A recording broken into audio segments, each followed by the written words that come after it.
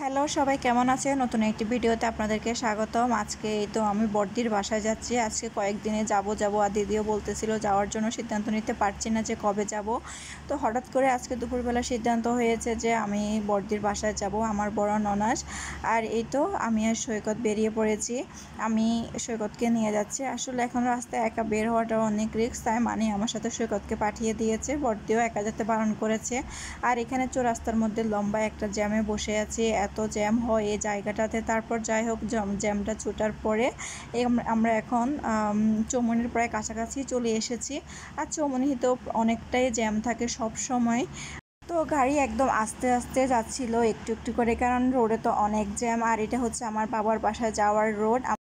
চৌমনি চৌরাস্তা পার হতে 1 ঘন্টা সময় চলে গিয়েছে। আর এই তো আর কোনো জ্যাম পড়বে না। এখন আমরা ফেনীর দিকে চলে যাচ্ছি। আর ফেনী পৌঁছাতে পৌঁছাতে আমাদের সন্ধে হয়ে গিয়েছে। তো আমরা বাস থেকে নেমে একটা রিক্সা নিয়ে নিয়েছি দিদির বাসা যাওয়ার জন্য। এই পায়ে চালানো রিক্সাগুলোতে উঠতে আমার খুব ভয় লাগে, আমার মনে হয় যেন এখনই আমি পড়ে যাচ্ছি, সেটাই সৈকতকে বলতেছিলাম। আর ফেনী শহরটা কিন্তু খুবই সুন্দর, রাত হয়ে যাওয়ার কারণে বোঝা যাচ্ছে না। দিনের বেলা কিন্তু এই শহরটা দেখতে খুবই সুন্দর লাগে। লাস্ট যখন ফেনীতে এসেছি তখন তো এক ভয়াবহ বন্যা দেখেছি। তারপরে এই তো রিক্সা থেকে নেমে আমি এখন সবার জন্য আইসক্রিম নিয়ে নিচ্ছি। আইসক্রিমটা আগে নিলে গলে যাবে, তাই আমি বাসার নিচে যে দোকানগুলো আছে সেখান থেকে নিয়ে নিয়েছি। আর এই তো ফাইনালি আমরা চলে এসেছি দিদির বাসায়। আসার পরপরই আমাদের খাওয়া শুরু। আসার সাথে সাথে আমাদেরকে দুজনকে দিয়েছে নুডলস। আর নুডলস এখানে বাটিতে করে আমি খেতে পারছিলাম না। পরে আমি দিদিকে বলেছি যে আমাকে একটা থালা দিতে, আমি সেটাতে করে খাবো কমফোর্টেবলভাবে। আর এই তো থালাতে নেওয়ার পর তো আমি অবাক হয়ে গিয়েছি, এক বাটি নুডলস এখানে চেপে চেপে দেওয়া হয়েছে। এখন থালাতে নেওয়ার পরে পুরো এক থালা হয়ে গিয়েছে। তো এই তো পেট পুরে নুডলস খেয়েছি। তারপর চা দেখে কেন জানি আমার আজকে লোভ লেগেছে। দুধ চার কালারটা এত সুন্দর হয়েছে, পরে আমি একটু দুধ চাও খেয়েছি। আর এই সুন্দর কাপটা জানেন কার? আমাদের টুপুরের। তারপর এই খাওয়া দাওয়াগুলো শেষ হতে না হতে দিদি রান্নাঘরে চলে গিয়েছে আমাদের জন্য রাতের খাবার দাবার রান্না করার জন্য।